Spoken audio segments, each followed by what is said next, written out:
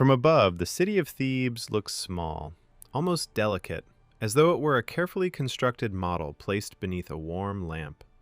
Its towers resemble carved ornaments, its streets appear like thin lines etched into stone, and the people who move between them seem no larger than figurines arranged by a patient hand. From this height, every life appears fragile, every decision seems simple, and every tragedy looks as though it could have been prevented. But from within the city, nothing feels small, and no one believes they are part of a design. Before Oedipus was born, before he took his first breath, his story had already begun. His father, Laius, had once committed an act that disturbed more than trust. In a world governed by divine order, betrayal was never merely personal. It disrupted a balance that the gods themselves guarded. Ancient laws were not written in books, but woven into the structure of existence, and to break them was to tug at threads that held fate together. When Laius later asked the oracle whether he would have a son, the answer did not arrive as a mystery. It arrived as consequence. He was told that if a child were born to him, that child would one day kill him and marry his own mother. From above, this might have looked like a warning. From inside the palace, it felt like a sentence already passed. When the child was finally born, he was not seen as a son to be loved, but as a future catastrophe to be avoided. Fear has a way of convincing even a king that cruelty is wisdom. The infant's ankles were bound, and he was carried into the mountains to be left beneath an indifferent sky. In a miniature world, the mountain seems small, and the child even smaller. Yet destiny does not measure scale. The child did not die. He was taken away, raised in another kingdom, and given a new name, Oedipus. What was meant to end in the mountains merely changed direction, and the prophecy continued its quiet advance. Oedipus grew up believing he was safe within the walls of Corinth, confident in the love of the parents he thought were his own. He believed he understood his place in the world. But uncertainty can fracture even the strongest foundation. When he learned of the prophecy that he would kill his father and marry his mother, he reacted not with ambition, but with horror. He chose to leave, believing that distance could protect those he loved. He chose exile over risk, sacrifice over possibility. From the outside, his decision appears noble.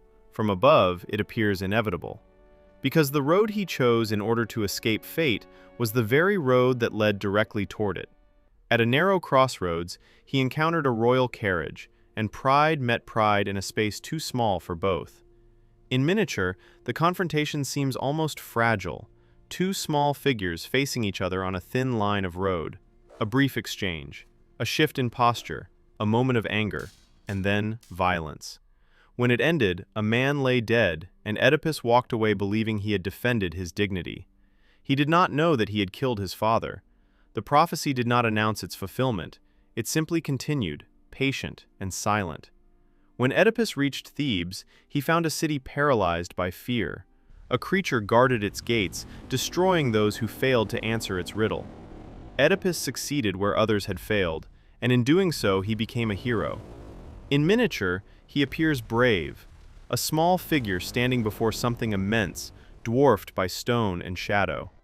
The people crowned him king.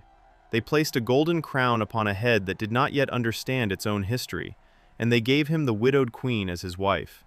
He accepted the throne, the marriage, and the life that seemed earned through courage and intelligence. For many years, nothing seemed wrong. Then the plague came. Crops withered, children died, and the air itself felt poisoned. Oedipus vowed to uncover the cause, believing that leadership required confronting corruption wherever it hid. Yet some corruption does not hide in shadow. It waits quietly within the past. As witnesses were questioned and memories began to align, the structure of his life started to fracture. What once appeared stable now resembled a fragile model resting on an unseen fault line.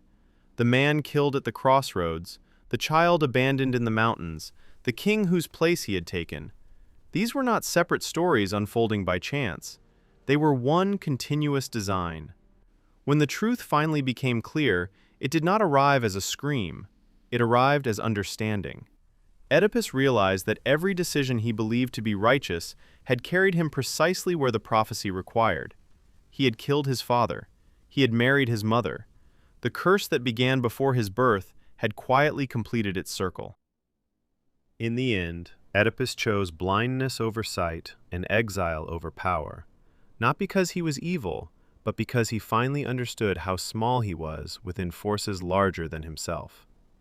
From above, Thebes is still small, the palace is small, the king is smaller still. And somewhere beyond the edges of the model, beyond the shallow depth of field and the careful arrangement of streets and stone, something unseen continues to move the pieces. In Greek tragedy, fate does not rush, it waits. And whether we recognize the design or not, we walk within it.